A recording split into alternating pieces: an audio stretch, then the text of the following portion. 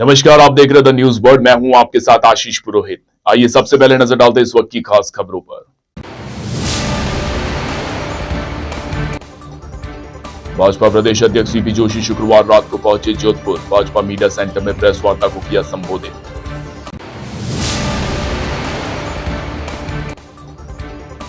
Operation jackpot के तहत Jodhpur police ने 1 करोड़ की एमडी ड्रग्स पकड़ी। 2 महिलाओं सहित 5 को किया गिरफ्तार।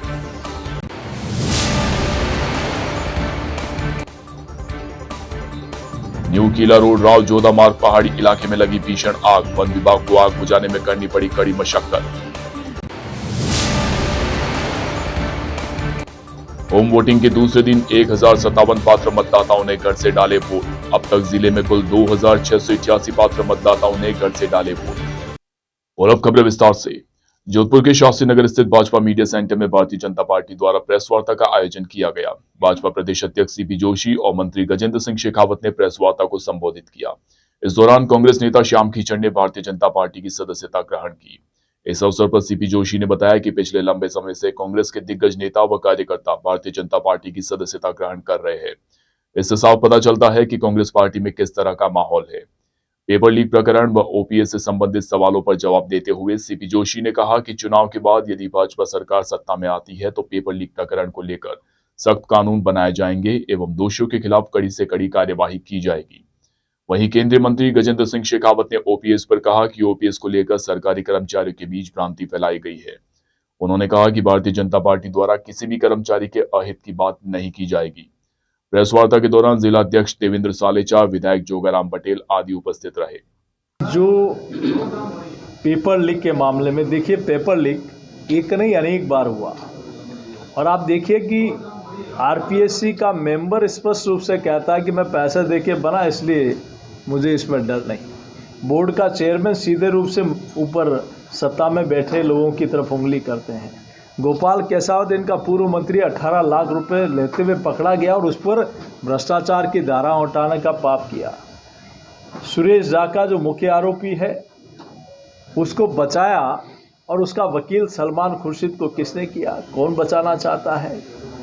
तो ये सारे के सारे, चाहे राजीव गांधी स्टडी सर्कल हो, चाहे कलाम कोचिंग सेंटर हो, ये शादी स्वक की सुई सत्ता में बैठे लोगों की तरफ जाती है। लेकिन भारतीय जनता पार्टी की पार्टी ने संकल्प लिया, संकल्प पत्र में लिया है इनकी जांच होगी और जो भी दोषी होगा उसको कड़ी सजा मिलेगी ताकि राजस्थान के लाखों युवाओं को न्याय मिल सके। कानून यदि उनको बनाना होता तो मेरा तो प्रश्न ये है कि जिस ओपीएस को उन्होंने 4 साल पहले घोषित किया था, जिस ओपीएस को गाजेबाजों के साथ में घोषित करके और वो हिमाचल प्रदेश और कर्नाटका में लेकर के आए थे चुनाव से पहले वादे के रूप में, वहाँ दोनों जगह तो देने से मुकर चुके हैं और यहाँ 4 साल बाद में अब उनको उसके लिए कानून बनाएंगे ऐसा स्मरण है। मुझे लगता है कि प्रश्न उनसे पूछना चाहिए कि आप 4 साल तक कानून बना क्यों नहीं पाए थे। भारतीय जनता पार्टी का स्टैंड एकदम क्लियर है। ये जो ओल्ड पेंशन स्कीम को लेकर के जिस तरह की चर्चा चिंता लोगों के बीच में आई है और कहीं कोई विसंगतियां कैसे हो सकती हैं, क्योंकि 2004 में जो लोग 2014 में जो लोग नौकरी में आए थे अभी तक उनमें से रिटायर होना शुरू नहीं हुआ कि उनके, मेरी बात पूरी सुन लो, बीच में मत डिस्टर्ब करो, उनकी पेंशनेबल एज अभी नहीं हुई है। राजस्थान में जो लोग 2014 के बाद में एक सरकारी योजना में प्राइवेट स्कूल में काम करने वाले टीचर समायोजित हुए थे, अब उनके समायोजन के कारण से उनकी पेंशनेबल एज नहीं थी और उनके समायोजन के समय ही उसमें लिखा गया था कि वो किसी तरह भी पेंशन बेनिफिट्स के हकदार नहीं होंगे। उनका केवल जो है रिटायरमेंट हुआ और उनके ग्रेच्युटी पेपर्स को दिखा करके इसको ऐसा वायुमंडल बनाया गया कि कर्मचारियों को नुकसान हो रहा है। अभी तक तो पेंशनेबल एज ही किसी की नहीं हुई। 20 साल की नौकरी तो पहली 2034 में होगी, उसके बाद ही पेंशन मिलेगी। लेकिन संभावित ऐसी कोई भी जो है विपरीत परिस्थिति किसी कर्मचारी के साथ में हो सकती है कभी, इसको कवर अप करने के लिए भारत सरकार ने एक उच्च स्तरीय समिति फाइनेंस मिनिस्ट्री ने बनाई है जो इस पर पूरे भारत के परिप्रेक्ष्य में विचार कर रही है। मैं इतना भारत सरकार की तरफ से आपको विश्वास के साथ में कह सकता हूं, किसी भी कर्मचारी के हित पर विपरीत कुठाराघात नहीं होगा। ओपीएस के चलते हुए, एनपीएस के चलते हुए इसको भारत सरकार आश्वस्त करती है। हमने स्पष्ट करना चाहता हूं। चिरंजीवी योजना का भी जो बेस है, फाउंडेशन है, वो आयुष्मान भारत ही है। वो जो भारत सरकार पैसा देती है उसी के आधार पर चिरंजीवी योजना बनी है। सिर्फ उन्होंने अपनी सुविधा और राजनीतिक लाभ के लिए उसका नाम परिवर्तित किया। भारत सरकार जो 5 लाख रुपए तक का लाभ देती है, उसके ऊपर राजस्थान सरकार अपनी तरफ से थोड़ा सा अंशदान करके और 10 लाख रुपए तक देने की मार्केटिंग करती है। कांग्रेस पार्टी, अगर ये उज्ज्वला नहीं आता तो क्या इन्होंने सोचा था क्या? अब इन्होंने राइट टू एजुकेशन दिया, इन्होंने कहा कि रोजगार की गारंटी देते हैं। इन्होंने इस 5 साल का रिपोर्ट कार्ड दिखा देना चाहिए। आज रोजगार, केंद्र सरकार, मनरेगा योजना, चाहे पेंशन योजना भारत सरकार की, इन योजनाओं को अपना बताकर पब्लिक में जाना, लेकिन जनता सब जानती है ये कल्याण के काम मोदी सरकार आने के बाद शुरू हुए। पार्टी ने हमेशा गांव, गरीब और किसान के कल्याण के लिए, प्रदेश के हित के लिए पिछले 9.5 वर्ष में जो कहा वो करके दिखाया। सिर्फ बातचीत नहीं की, चुनाव के समय वादे नहीं किए, ये सत्ता में आने के बाद, कुर्सी पर बैठने के बाद पहले दिन से माननीय प्रधानमंत्री जी ने गरीब कल्याण का काम शुरू किया। इसलिए आज लोग आकलन करते हैं कि 60 साल में जितने प्रधानमंत्री आवास नहीं बने, उससे ज़्यादा मोदी जी ने 9.5 वर्ष में बनाए। चाहे उज्ज्वला कनेक्शन का विषय हो, जनधन का खाते का विषय हो, शौचालय का विषय हो, हर घर पे पानी पहुंचाने का विषय हो, इन मामलों में 60 साल में 9.5 वर्ष भारी पड़ते हैं। तो सिर्फ वादे नहीं करना, चुनाव के समय नहीं कहना, वो करके दिखाना। इसलिए 60 वर्ष से 9.5 वर्ष ऊपर दिखाई देते हैं। तो जो कहा वो करके दिखाया। स्वतंत्रता सेनानी व परमवीर मेजर शैतान सिंह के 61वें बलिदान दिवस पर जोधपुर के पाउटर सर्कल स्थित उनकी प्रतिमा पर समारोह पूर्वक पुष्पांजलि अर्पित कर मेजर शैतान सिंह को श्रद्धांजलि अर्पित की गई। गौरतलब है कि मेजर शैतान सिंह का जन्म फलौदी के बनासर गांव में हुआ था, परंतु उनकी संपूर्ण शिक्षा जोधपुर के जसवंत कॉलेज में हुई। इसके बाद उन्होंने सेना में जाने का फैसला लिया। मेजर शैतान सिंह ने 1962 में चीन के साथ हुई लड़ाई में महत्वपूर्ण भूमिका निभाते हुए भारतीय सेना को विजय प्राप्त करवाई। जिला सैनिक कल्याण अधिकारी कर्नल दिलीप सिंह खांगरोत ने बताया कि समारोह में परमवीर मेजर शैतान सिंह की प्रतिमा के समक्ष पुष्पांजलि अर्पित की गई। उन्होंने बताया कि समारोह में प्रशासनिक अधिकारी, सैन्य अधिकारी, पूर्व सैन्य अधिकारी, गौरव सेनानी सहित नागरिक व चौपासनी विद्यालय के विद्यार्थियों द्वारा पुष्पांजलि अर्पित की गई।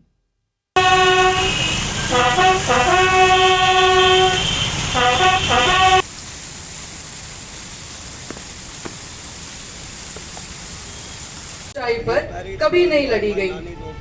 चार्ली कंपनी के 114 सैनिकों ने मेजर शैतान सिंह के नेतृत्व में रजांगला की लड़ाई को भारतीय सेना की महान परंपरा की तरह लड़ा। मना रहे हैं।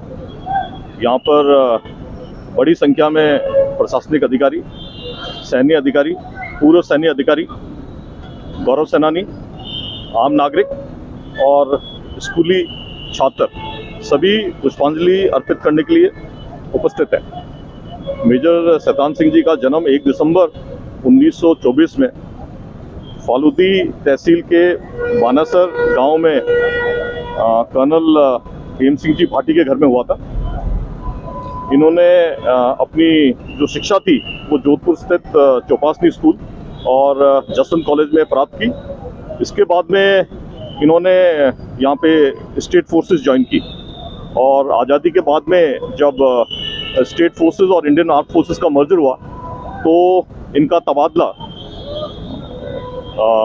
कुमाऊं रेजिमेंट की 13वीं बटालियन में कर दिया गया। ये कुमाऊं रेजिमेंट में चार्ली कंपनी कमांडर थे और भारत चीन युद्ध के दौरान ये चुसूल सेक्टर में रेजिंगला पोस्ट पे तैनात थे अपने 124 अहीर जवानों के साथ में। 18 नवंबर 1962 को चीनी सेना ने रेजिंगला पोस्ट पर हमला बोल दिया और चीन की तादाद, फौज की तादाद तकरीबन 5000 सैनिक थी। वहाँ पे मेजर शैतान सिंह जी ने अपनी कंपनी के साथ में डट के चाइनीज़ का मुकाबला किया और इस युद्ध में तकरीबन 1300 चाइनीज़ हलाक हो गए और बड़ी संख्या में घायल हो गए और चाइना को इस युद्ध में बहुत शिकस्त मिली। इस युद्ध में मेजर शैतान सिंह जी सहित 114 जवान शहीद हो गए और मेजर शैतान सिंह जी को मरणोपरांत इस देश के सबसे सर्वश्रेष्ठ वीरता पुरस्कार परमवीर चक्र से नवाजा गया। इस युद्ध की कुछ अहम बातें ये है कि ये युद्ध 17,000 फुट की ऊंचाई पे लड़ा गया था। ये जो इलाका था हाई एल्टीट्यूड एरिया था और ये एक एक्सट्रीम कोल्ड क्लाइमेट रीजन में आता है, जहाँ के तापमान शून्य से अमूमन 20 या 25 डिग्री नीचे रहता है। ये विश्व की एक ऐसी एकमात्र लड़ाई थी। हमारे पास में उस टाइम में एक्सट्रीम कोल्ड क्लाइमेट क्लोथिंग नहीं हुआ करती थी। हमारे सैनिक साधारण कपड़ों में तैनात थे। हमारे जो हथियार थे वो पुरानी शैली के थे। 303.303 बोल्ट एक्शन राइफल्स थी और जो अनुपात था इंडियन आर्मी का और जो चाइनीज आर्मी का वो 1:40 था। मतलब कि एक सैनिक पे 40 एक हिंदुस्तानी सैनिक पे 40 चाइनीज सैनिक थे। और उस दूसरी तरफ चाइनीज के पास में आर्टिलरी थी, उनके पास में आधुनिक हथियार थे और उनके पास में पूरा जो ACC कोल्ड क्लाइमेट क्लोथिंग और साजो सामान था। तो ये एक जो इन्होंने मिसाल सेट की वो आज भी कायम है और आज के दिन हम इस महान महानायक को श्रद्धांजलि देते हैं। जोधपुर पुलिस कमिश्नरेट की जिला पश्चिम की स्पेशल टीम और चौपासनी हाउसिंग बोर्ड पुलिस ने संयुक्त कार्यवाही करते हुए शुक्रवार को 1 करोड़ की MD ड्रग्स को पकड़ा। 2 महिलाओं और 3 व्यक्तियों को इसमें गिरफ्तार किया गया है। आरोपियों के पास से 1.30 लाख की नकदी भी बरामद की गई है। पुलिस ने विवेकानंद नगर चौपासनी हाउसिंग बोर्ड में दबिश देकर 850 ग्राम अवैध मादक पदार्थ MD कीमत करीब 85 लाख रुपए की जब्त कर एक महिला सीमा बिश्नोई को गिरफ्तार किया। उसके मोबाइल फोन को जब्त कर अवलोकन किया गया तो फोन पे पर अलग अलग समय में लाखों रुपए की राशि प्राप्त होना पाया गया।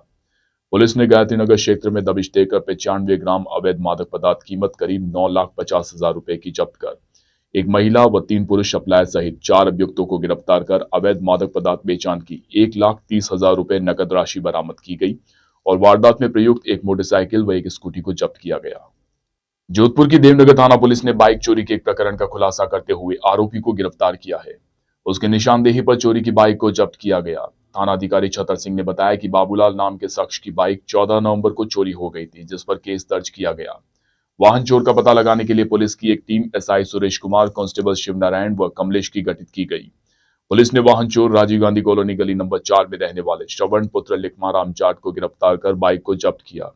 उससे अन्य वाहन चोरी की घटनाओं के बारे में भी पता लगाया जा रहा है। जोधपुर के बासनी इंडस्ट्रियल एरिया स्थित एक ट्रांसपोर्ट के गोदाम में आज सुबह अचानक भीषण आग लग गई। आग लगने से गोदाम में रखा लाखों रुपए का माल जलकर खाक हो गया। जानकारी के अनुसार Shri Shakti transport Basni second phase में ट्रांसपोर्ट के गोदाम में यह भीषण आग लगी। आग की सूचना मिलते ही लगभग आधा दर्जन दमकलें मौके पर पहुंची, जो आग बुझाने का प्रयास करती रही। हालांकि आग लगने के कारणों का पता नहीं लग पाया, पर संभवतः शॉर्ट सर्किट के चलते यह आग लगी है। आग लग जाने से सेक्टरवासियों में भी हड़कंप मच गया।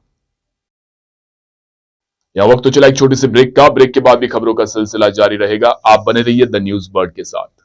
यो निशान मने और मारी छोरी ने इज्जत से जीना सिखावेगा। हिम्मत ना होगी किसी की जो अब हमारी बेटी पर बुरी नजर डाले। अब की बार पूर्ण बहुमत के साथ राजस्थान में भाजपा की सरकार लाएंगे। बहन बेटियों को सुरक्षा दिलवाएंगे, भाजपा को लाएंगे। कमल का बटन दबाएं, भाजपा को पूर्ण बहुमत से जिताएं। भाजपा को लाएंगे। राजस्थान के दुखी किसानों की दास्तान। क्यों रो रही हो? कर्ज माफी का वादा करके इन लोगों ने किसानों को भूखा मरने के लिए छोड़ दिया। मैंने कहा था ना, इन झूठों को वोट नहीं देना। देख लिया ना, पति बिस्तर पर है और घर में खाने को अनाज नहीं। बहन, पूरे राजस्थान ने देखा कैसे 19,000 से अधिक किसानों की जमीनें नीलाम हुई, पर अब बस किसान सम्मान पाएंगे, भाजपा को लाएंगे। कमल का बटन दबाएं, भाजपा को जिताएं। राजस्थान के शिक्षित बेरोजगारों की दास्तान। क्या चल रहा है भाया? और क्या चलेगा, 5 साल से अपनी किस्मत को कोस रहा हूँ। जिनको रोजगार लाने के लिए वोट दिया, उन्होंने ही बेरोजगार कर दिया। मैंने कहा था ना, इन भ्रष्ट लोगों को वोट देना मतलब सर पर मुसीबत मोल लेना। देख लिया ना अब। इसने क्या, पूरे राजस्थान ने देखा कि कैसे 17 बार इन्होंने पेपर लीक करवाए, लाखों युवाओं के सपने बर्बाद किए। पर अब बस, अब परिवर्तन आएगा, युवा रोजगार पाएंगे, भाजपा को लाएंगे। कमल का बटन दबाएं, भाजपा को जिताएंगे। मोदी की गारंटी। किसान सम्मान निधि बढ़ाकर करेंगे ₹12,000। समृद्ध होगा अन्नदाता, खुशियां बढ़ेंगी अपरंपार। राजस्थान के किसानों को खुशहाल बनाने के लिए कमल का बटन दबाएं, भाजपा को जिताएं। मोदी साथ अपनो राजस्थान।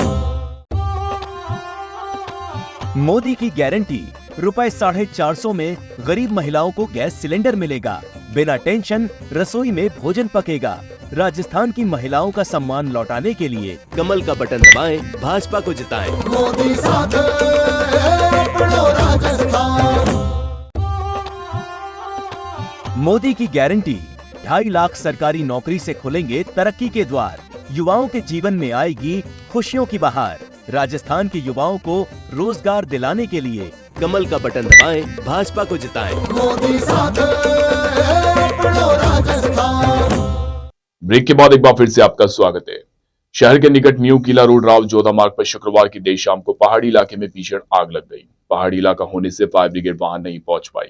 वन विभाग के कर्मचारियों ने जैसे तैसे देर रात तक आग पर काबू पाने का प्रयास किया।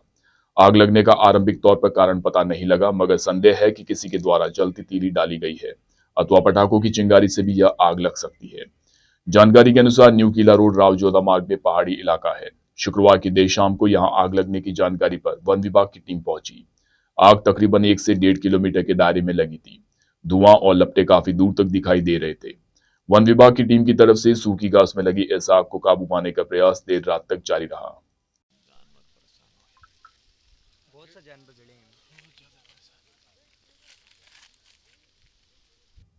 विधानसभा चुनाव 2023 के तहत भारत निर्वाचन आयोग द्वारा नवाचार के रूप में 80 वर्ष से अधिक आयु व 40% से अधिक दिव्यांगता वाले मतदाताओं के लिए प्रारंभ की गई होम वोटिंग की सुविधा के दूसरे दिन शुक्रवार को जिले के 10 विधानसभा क्षेत्रों में कुल 1057 पात्र मतदाताओं ने पोस्टल बैलेट के माध्यम से वोट डाले।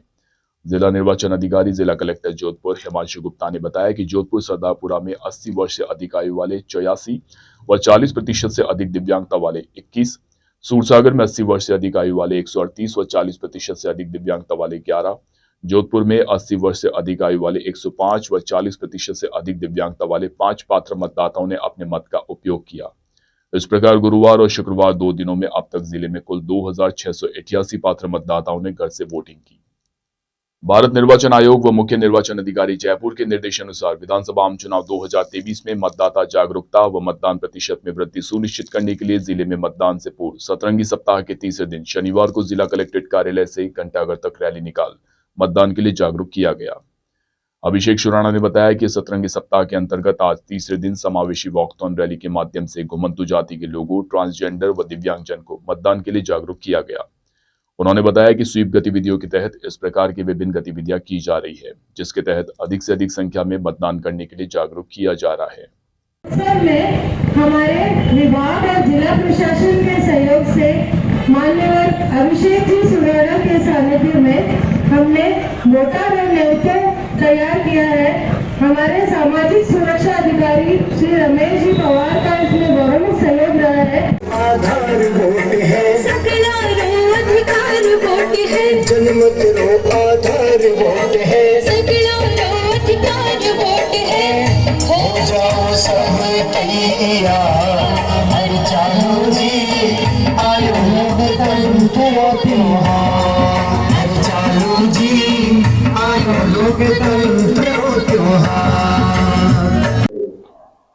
नमस्कार। देखिए, आज जो हमारा सतरंगी सप्ताह चल रहा है वोटर पार्टिसिपेशन को बढ़ाने के लिए जो स्वीप गतिविधियां हैं उसके अंतर्गत चुनाव से पहले का जो एक हफ्ता है उसमें हम अलग अलग गतिविधियां कर रहे हैं।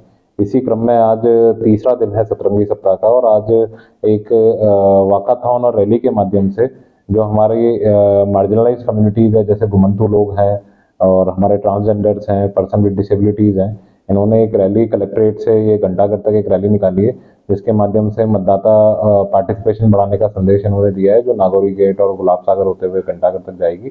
और मेरा सभी लोगों से अनुरोध है, विशेषकर जो मार्जिनलाइज सेक्शन है सोसाइटी के, PWDs हैं, पर्सन विद डिसेबिलिटीज, दिव्यांगजन जिनको हम कहते हैं, ट्रांसजेंडर्स हैं और जो हमारे घुमंतु जो लोग हैं, सभी से अनुरोध है कि अधिक से अधिक संख्या में 25 तारीख को मतदाता दिवस के दिन अपना वोट दें और लोकतंत्र में अपनी भागीदारी निभाएं। विधानसभा चुनाव प्रचार प्रसार हेतु जब शहर विधायक व प्रत्याशी मनीषा पवार शास्त्री नगर एस सेक्टर पहुंची, यहाँ क्षेत्रवासियों ने आतिशबाजी कर उनका स्वागत किया। वहीं जनसंपर्क के दौरान मनीषा पवार का हर घर में आरती कर कुमकुम तिलक व गुड़ से मुंह मीठा कराया गया। बुजुर्गों ने पवार को आशीर्वाद देकर चुनाव में विजयी होने का संकेत दिया। जनसंपर्क करने के दौरान जिला अध्यक्ष नरेश जोशी, पार्षद दौलत सिंह सांखला सहित बड़ी संख्या में महिलाएं, पुरुष व युवा मौजूद रहे। भगत की कोठी, रामदेव मंदिर, गुजरोकाबाद सेक्टर स्थित जोगमाया मंदिर में प्रत्याशी मनीषा पवार ने दर्शन किए।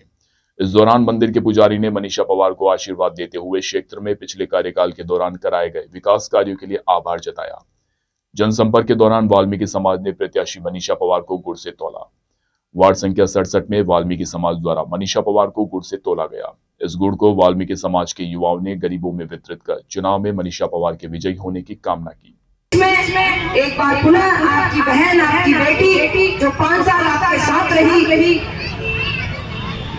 आपका विश्वास, आपका प्यार, आपका स्नेह मांगने आई है और मुझे थोड़ी सी भी कोई कमी नहीं लग रही है।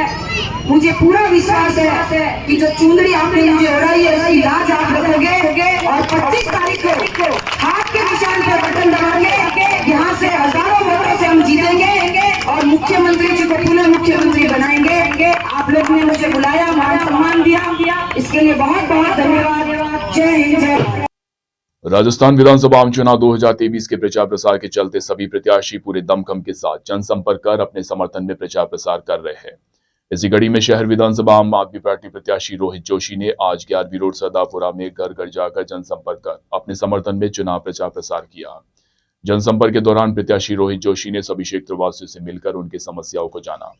इस दौरान सभी क्षेत्रवासियों ने पूरे जोश व उत्साह के साथ प्रत्याशी रोहित जोशी का स्वागत व अभिनंदन किया। जनसंपर्क के दौरान बड़ी संख्या में आम आदमी पार्टी के कार्यकर्ता मौजूद रहे। आज हम लोग हमारा कैंपेन जो शुरू हुआ है वो हम लोग बॉम्बे मोटर से हमने शुरू किया है, जिसका हम लोग सरदारपुरा होके यहाँ पे नवल बस्ती होके हम लोग बी रोड, सी रोड जो एरिया कैप्चर करेंगे, जिसके हम लोग यहाँ पे लोगों को अवगत कराएंगे आम आदमी पार्टी क्यों आई है, वो यहाँ क्या काम करेगी, किस तरह से काम करेगी और आपका जो विधानसभा है जिससे मुझे टिकट मिला है उसको कैसे हम लोग आगे चमन करेंगे। तो इसी के साथ हम लोग यहाँ से सरदारपुरा होके शास्त्री नगर निकलेंगे और उसके शाम का हमारा कैंपेन का प्रोग्राम है भगत की कोठी एरिया का। धन्यवाद। और आइए एक बार फिर से नजर डालते हैं इस वक्त की खास खबरों पर। भाजपा प्रदेश अध्यक्ष सीपी जोशी शुक्रवार रात को पहुंचे जोधपुर। भाजपा मीडिया सेंटर में प्रेस वार्ता को किया संबोधित।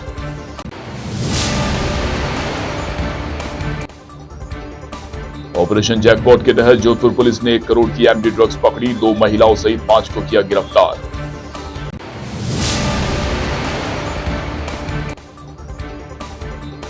न्यू किला रोड राव जोधा मार्ग पहाड़ी इलाके में लगी भीषण आग। वन विभाग को आग बुझाने में करनी पड़ी कड़ी मशक्कत। होम वोटिंग के दूसरे दिन 1057 पात्र मतदाताओं ने घर से डाले वोट। अब तक जिले में कुल 2688 पात्र मतदाताओं ने घर से डाले वोट। अभी के लिए फिलहाल इस बुलेटिन में इतना ही। राज्य की और खबरें जानने के लिए आप बने रहिए द न्यूज वर्ल्ड के साथ। नमस्कार।